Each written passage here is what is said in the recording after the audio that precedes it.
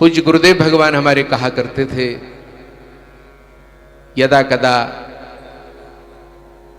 स्वामी विष्णु आश्रम जी महाराज और पूज्य गुरुदेव हमारे साथ अध्ययन किए थे, जब भी दोनों एकत्रित होते थे तो मध्य में ये सेवक रहता था।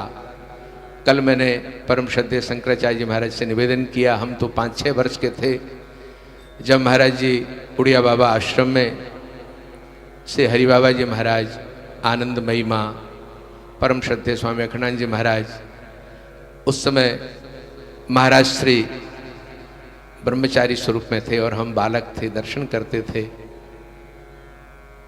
पूज्य गुरुदेव भगवान और स्वामी विष्णु आश्रम जी कहते थे कि हम सब लोगों को यही सोचना चाहिए, भारतवर्ष में, सनातन धर्म में, उत्तम कुल में हम लोगों को ठाकुर जी ने जन्म दिया। आवश्यकता से अधिक सुख सुविधाएं दी। संपूर्ण भारतवर्ष के तीर्थों के दर्शन का सौभाग्य यदा कदा कुंभ के माध्यम से प्राप्त होता है। तो उसी भाव को रखते हुए, जैसे परम श्रद्धेय नरेंद्र गिरि जी महाराज ने कहा, ये कुंभ 211 वर्ष की तपस्थली, परम श्रद्धेय स्वामी बुद्ध गिरि जी महाराज की तपस्या, उनकी तपस्या से ही स्वामी दिनेश गिरि जी महाराज को ये प्रेरणा प्राप्त हुई और आप सब भक्तों को शेखावाटी के, फतेहपुर के, भारत से विभिन्न प्रदेशों से आप लोग आए और इस महोत्सव की पूर्ण शोभा के लिए तन और मन धन से आप सेवा कर रहे हैं। गौ माता के प्रति कुछ कहना ये हमारी में वाणी में सामर्थ्य नहीं है, पर गौ माता की सेवा हमारे पूर्वज करते आए, हमारे आश्रमों में होती आ रही है। जहां गौ है किसी प्रकार की कोई कमी नहीं है। संपूर्ण सुख समन्वितता गौ माता की सेवा से, गौ के दर्शन मात्र से प्रातःकाल ये शरीर भी, वृंदावन हो, दिल्ली हो, गौ माता को गुण पवा करके उनके चरणों में प्रणाम करके दिन के कार्यक्रमों की जो क्रियान्वितता है, कर्म रूप है, वो देने की चेष्टा करते हैं जब तक आश्रम में हो। तो महाराज इलाहाबाद वाले महाराज जी ने यही निवेदन आप लोगों को किया और हम लोगों को भी आशीर्वाद दिया कि प्रतिदिन गौग्रास, प्रतिदिन गौ सेवा, ये हमारी पूंजी है, पपौती है। इसी के लिए इस समय भारत के जितने भी गण्यमान्य संत हैं, हमारे व्यास कथावाचक हैं, सभी का ये एक गौ युग प्रारंभ हो गया है। और आज मैं शंकराचार्य जी महाराज के समक्ष प्रार्थना करूंगा कि हम सभी संत, सभी धर्माचार्य, हम तो एक छोटे से बालक हैं, निवेदन हम करना चाहते हैं कि जैसे गौ की सेवा के लिए हम प्रयत्नशील हैं, गौ हत्या के लिए कितनी बड़ी बात कही महाराज ने कि कुंभ अगले वर्ष तभी होगा जब गौ माता का जो हत्या का कलंक हमारे देश में है, ये सर्वथा ऐसा नियम बने कि गौ माता की निर्मम जघन्य हत्या जो हमारे देश में हो रही है वो पूर्ण बंद हो, तभी कुंभ में सभी स्नान करेंगे। ये अद्भुत बात महाराज कह करके गए हैं। इस पर हम सभी संत, ब्राह्मण, हमारे भक्त, सभी हिंदू समुदाय के लिए एक मत होने की आवश्यकता है। आशा है भागवत जी की कृपा से, संत गुरुजनों की कृपा से, प्रत्येक भारतवर्ष के संत महात्माओं की यही प्रेरणा रहेगी और ये बहुत अद्भुत बात हुई है।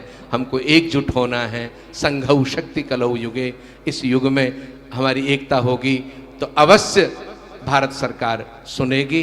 प्रभु से हम प्रार्थना करते हैं कि भारत सरकार के आप लोगों से, हम लोगों से जो प्रतिनिधित्व कर रहे हैं, उनको सद्बुद्धि ठाकुर जी प्रदान करें, गौ माता कृपा करें।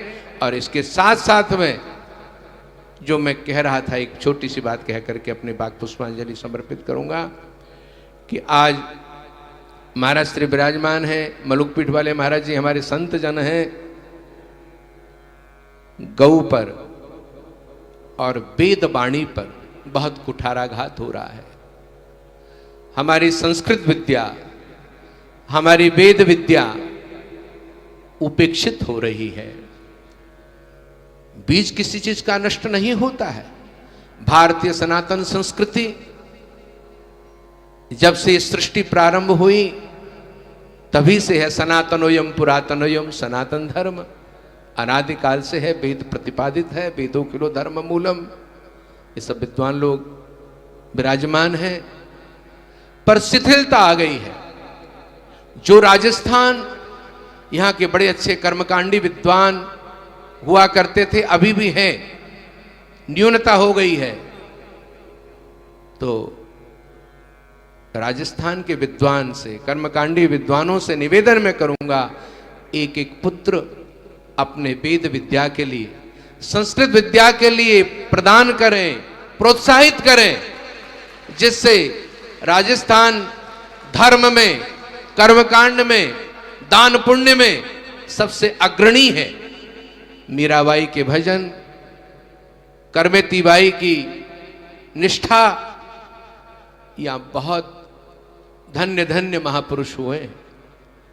इसलिए गौ के प्रति हम लोग सचेत हो रहे हैं, और उसी के अनुसार हम लोगों को वेद वाणी के लिए, कर्मकांडी विद्वान के लिए और संस्कृत विद्या के लिए हमें अपने बच्चों को भी प्रोत्साहित करना है। ये एक अनिवार्य स्वरूप है।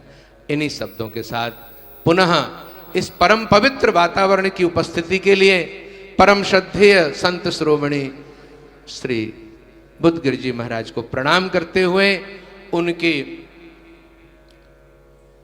211वें वर्ष के इस पुण्यतिथि पर उनके ही शक्ति से, मैं तो कहूंगा स्वामी बुद्धगिरि जी महाराज ही पुनः स्वामी दिनेश गिरि जी महाराज के रूप में अवतरित हुए हैं, जिससे इतना बड़ा कार्य हो रहा है। अन्यथा इतना बड़ा कार्य होना असंभव है, साधारण संत नहीं कर सकते हैं। ये वही गौ सेवा के लिए प्रेरित कर रहे हैं, और वही आत्मा बुद्धगिरि जी महाराज बुद्धि और विवेक को जागृत करते हुए, दिनेश नाम सूर्य का होता है, सूर्य की तरह प्रकाशित होकर के ये कार्य करते रहे। इन्हीं शब्दों के साथ सभी संतों को, गुरुजनों को प्रणाम करते हुए अपने टूटी फूटी वाणी को मैं विराम देता हूं। जय जय श्री राधे। ओम नमः पार्वती पते। गौ माता की, गौ माता की, सत्य सनातन धर्म की, परम श्रद्धेय स्वामी बुद्धगिरि जी महाराज की, और लौह पुरुष हमारे स्वामी दिनेश गिरि जी महाराज की।